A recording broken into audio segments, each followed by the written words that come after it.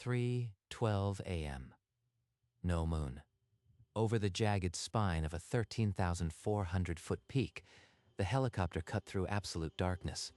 Dispatch had warned the injured climber below had no light source. His headlamp was dead, and the reporting party had no visual. The basin was blacker than a sealed coffin. I've got a visual. Below and to port. He's waving. Waving. Rescue 1. The party said his headlamp failed. There's no light down there. Repeat. Confirm visual. I confirm visual. He's illuminated, clear as a beacon. No spotlight necessary. He's waving right at us. The helicopter's searchlight was off.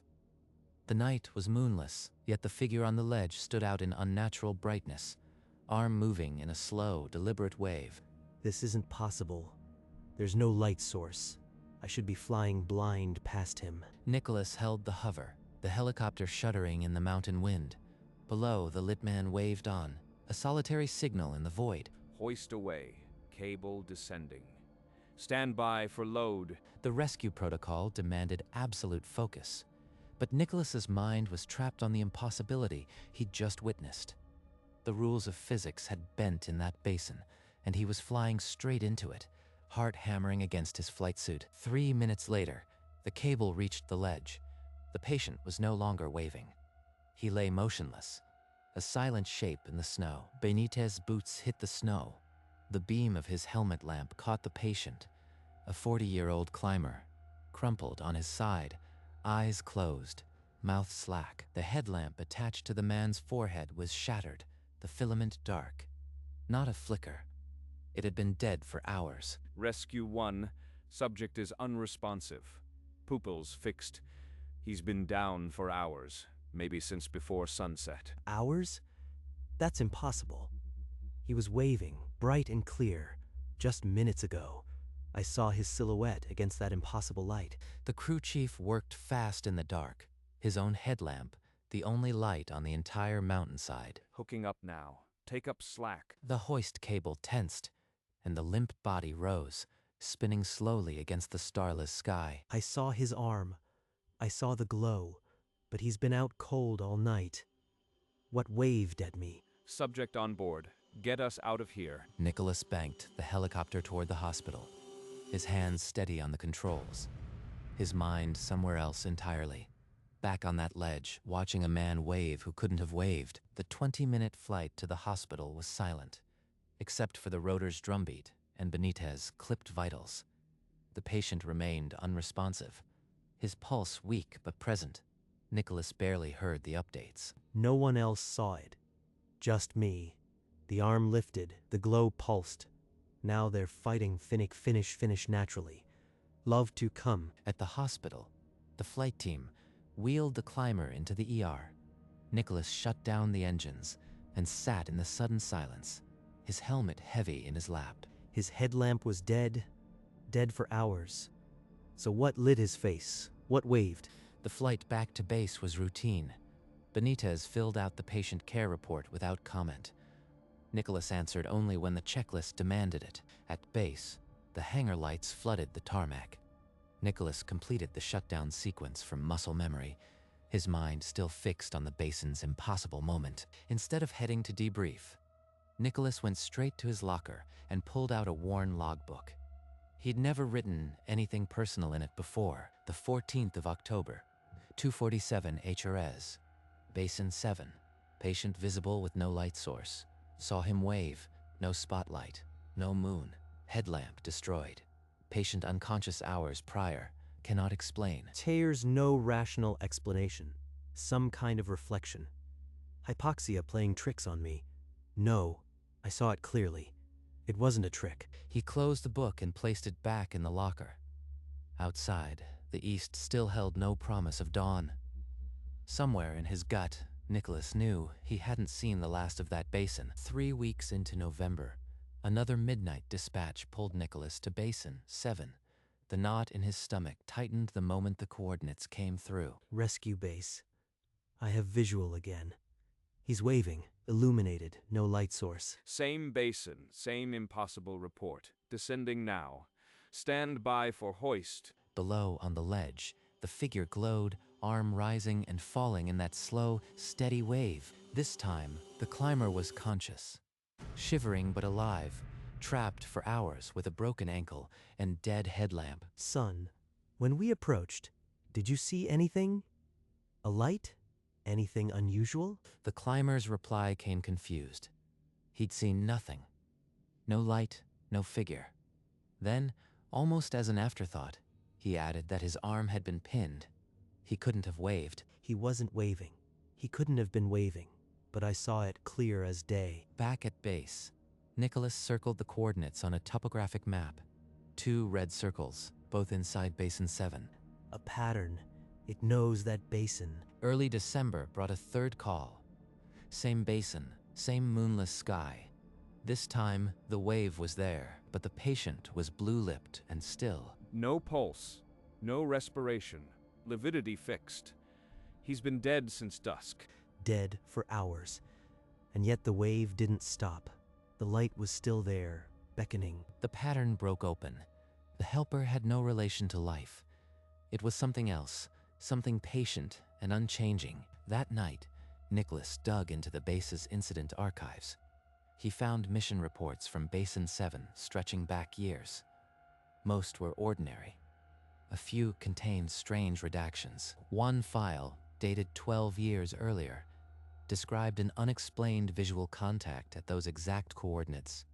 The author had noted it and then blacked out 2 full paragraphs. In the ready room, he overheard 2 older pilots speaking low. One said, "Basin 7 has its own rules." The other replied, "Just don't talk about it." They know. They've seen it too. It's been happening for years and no one says a word. But why keep it secret? Is it dangerous? Or are they protecting something? Nicholas closed the file. The official record held no answers, but the unit's silence told him everything. Someone in command knew.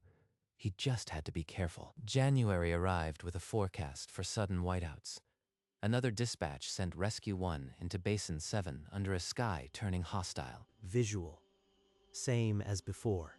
Lit, waving, heading to patient coordinates. Then a squall hit, a wall of driving snow that swallowed the world. The instruments flickered.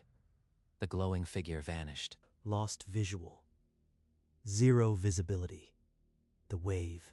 It's stronger, brighter, beckoning faster. Correction. Adjusting course. Follow that light. Rescue 1, we're off the grid. What are you tracking? Nicholas banked, hard, instincts screaming. The squall tore open for an instant, and dead ahead stood a sheer cliff face, just yards from where the original coordinates would have taken them. The original path. That would have been the end. The wave pulled us clear. The squall passed. Below, the figure still waved, now calm, as if it had never moved faster. It saved us. Deliberately. Not just a marker, a guardian. After landing, the cliff's nearness stayed. The wave had saved them. He needed answers, even from outside the unit. He drove to a retired pilot's house. The old man had spent decades flying Basin 7 nights. Over coffee, Nicholas asked one careful question. Basin 7 has its own rules, son. Always has. We never talked about it, but every night Pilot knew. You've seen it now. Confirmed. So why the silence? Back at base, he reopened the redacted files. He parsed every line, finding fragmented, unexplained visual contact reports stretching back 20 years. One read, Rescue 2, 2008, visual at 2:11, no light source, subject unconscious, noted, no cause found. Similar entries repeated. They were dismissed as pilot error, but they formed a secret institutional log. For years they'd explained it away, but Hollis would know the truth. Nicholas waited until the night shift grew quiet. Hollis was on duty. It was time. He walked into operations. Hollis looked up from the table, reading his face instantly. Captain, I need to ask you about Basin 7. On my last 3 rescues there, I've seen something that defies everything I know about night flying. Tell me exactly what you saw. A glowing figure, sir, waving. No light source. The real patient was out cold. Tonight, it guided us. You are certain The searchlight was off. No moonlight. Positive. I've checked the logs, found redacted reports. Something's been happening in that basin for years. We call it the Helper. I've seen it too. Most night pilots who fly that basin have. It's been that way for over 2 decades. The words settled into Nicholas like a cold hand on his neck. The secret wasn't his delusion. It was the unit's quiet inheritance. Why keep it hidden? Because explaining it would sound like madness. It saves lives, so we don't question it. We just thank it and move on. Nicholas stood silent, a new weight settling. He had become a keeper of the basin's secret. Look at this. He pulled a folder from the cabinet, pages of handwritten notes. Every pilot who's seen it described the same thing, a figure, lit from nowhere, waving. The accounts went back 22 years. Always the same basin, always the same wave. Dozens of missions would have failed without it. Pilots would have flown past. The Helper, it points the way. It doesn't care if the patient is dead or alive. It just waves, warns, beckons. And no one has ever figured out what it is. No scientific explanation, just the Helper. Has it ever failed to appear? Not once in the records for any rescue in that basin. Always there. Always there. Always in time. Nicholas felt the enormity of it. Not a ghost of one victim, but a permanent resident of the peaks. So this is my life now. Flying with something I'll never understand, but can't fly without. He left the operations room with the folder in his mind. The secret was his to keep, and the basin would call again. The dispatch tone hit at 1:32 a.m., Basin 7. Coordinates familiar as a scar. Nicholas settled into the left seat, the weight of the secret now part of his gear. Visual contact, same as before. The Helper's out there, waving. Copy. Hoist, descending. Tonight it's alive down there. I know what you are now. Not a ghost, but a constant. Thank you. The words barely left his lips, swallowed by rotor noise, but he felt them hang in the cold air. The climber was pulled from the ledge, hypothermic, but breathing. Another life that would have been lost without that silent guide. That mission set a pattern. Every time the wave appeared in the basin, Nicholas spoke his thanks. Quiet, private, automatic. Some pilots pray, some check instruments.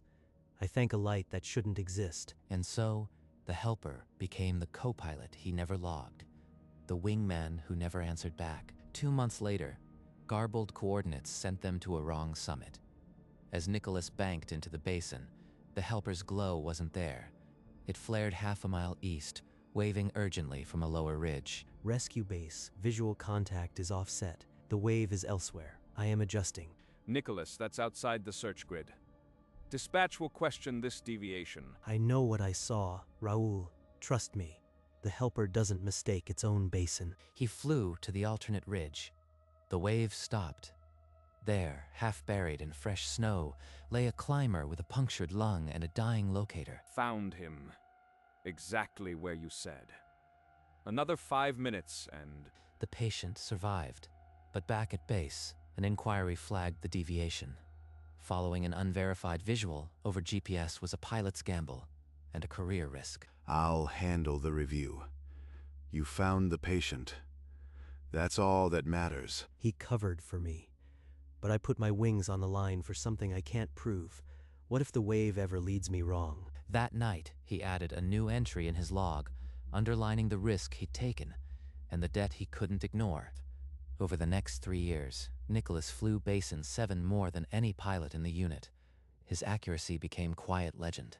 He never missed a patient, even on the blackest nights. One pre-dawn, a junior pilot, fresh from training, approached him after a basin shift. The kid was spooked. Voice low, he asked if Nicholas had seen a weird glow on the ridge. If you see it wave, you listen. That's all. The kid told his crew chief, and the story spread in whispers. Nicholas had a private code with something in the peaks. The legend grew. Pilots who'd never seen the basin joked about Vane's ghost. Those who'd been there knew it wasn't a joke. They'll learn if they fly enough nights in that basin. The Helper teaches itself. I just point the way. His logbook now held 12 confirmed sightings. The map in his locker, a constellation of red dots. Hollis retired, and a new chief pilot took his place. Nicholas remained the senior line pilot, the institutional memory. The secret was now his more than anyone's. 12 years. It's never been wrong. But what happens when I am gone? On a bitter February night, the 12th call came. The wave was there, steady as always, but when Benitez reached the ledge, the climber had been dead for hours. Rescue base. Visual confirmed. The helpers waving, proceeding to hoist. Subject has no pulse. Lividity indicates death before sunset. He's been gone a while. Gone before sunset, and still the light waved me in. It isn't about saving this one. It's about showing the way, no matter what. In the cockpit, Nicholas removed his headset for a moment. He whispered the same 2 words he had spoken on every basin mission since Hollis passed the secret. Thank you. There was no anger, no frustration. Just a solemn respect for something that never judged, never rested, never once failed to appear. Back at the locker, he opened the logbook and wrote, steady hand, "The helper is as reliable as the rotor blades. I owe it my life more than once." It isn't a ghost or a glitch. It's a part of this basin now, and so am I. 3 months before retirement, the calendar on his locker door felt like a countdown. Nicholas sensed the basin pulling at him, a silent summons. It's not done with me. One more flight. One more wave. That night he dreamed of landing. The tarmac was empty, the helicopter cold.